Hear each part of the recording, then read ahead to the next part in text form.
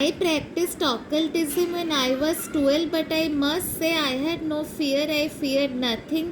One goes out of one's body, but it is tied by something resembling an almost imperceptible thread.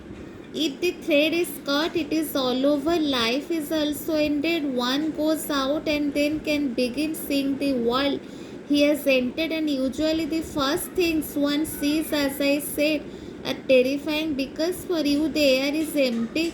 There is nothing in it. You see something blue or white. There are clouds, sunbeams, and all that is very pretty.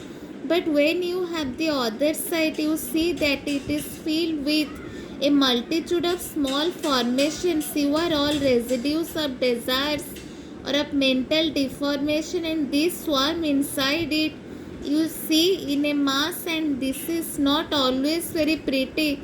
At times it is extremely ugly. This assails you, it comes, presses upon you, attacks you, and if you are afraid, it takes absolutely frightful forms. Naturally, if you do not flinch, if you can look upon all that with a healthy curiosity, you perceive that it is not at all so terrifying. It may not be pretty, but it is not terrifying. I could tell you a little story. I knew a Danish painter who was quite talented and who wanted to learn occultism. He had come here, had met Sri Aurobindo. He had even done his portrait. That was during the war, and when he came back to France, he wanted me to teach him a little of this occult science. I taught him how to go out of his body, etc., and the controls, all that. And I told him that above all, the first thing was not to have any fear. Then one day he came to tell me that he had a dream the night before, but it was not a dream, for as I have told you, he knew a bit about how to go out of his body, and he had gone out consciously. And once he had gone out, he was looking around, seeing what was to be seen, when suddenly he saw a formidable tiger coming towards him, drawing close with the most frightful intentions.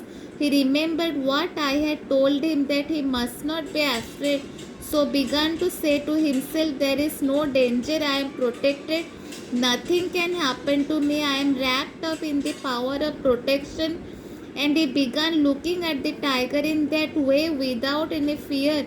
And as he went on looking at the tiger, immediately it began to grow smaller and smaller and smaller, and it became a teeny little cat. When I began studying occultism, I became aware that just when I began to work upon my nights in order to make them conscious, I became aware that there was between the subtle physical and the most material vital a small region, very small, which was not sufficiently developed to serve as a conscious link between the two activities.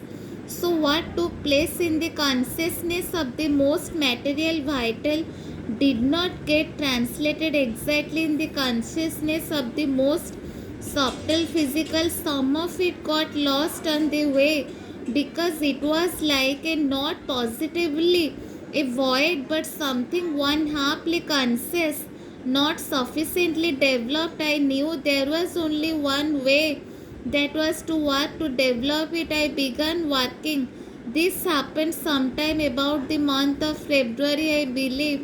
1 month, 2 months, 3, 4, no result. We go on 5 months, 6 months. It was at the end of July or the beginning of August. I left Paris, the house I was staying in, and went to the countryside, quite a small place on the seashore, to stay with some friends who had a garden. Now, in that garden, there was a lawn. You know what a lawn is, don't you? Grass where there were flowers, and around it some trees. It was a fine place, very quiet, very silent. I lay on the grass like this, flat on my stomach, my elbows in the grass, and then suddenly all the life of that nature, all the life of that reason between the subtle physical and the most material vital, which is very living in plants and in nature, all that reason became all at once suddenly without any transition, absolutely living, intense, conscious, marvelous. And this was the result, wasn't it, of 6 months of work which had given nothing. I had not noticed anything but just a little shift like that, and the result was there. Thank you.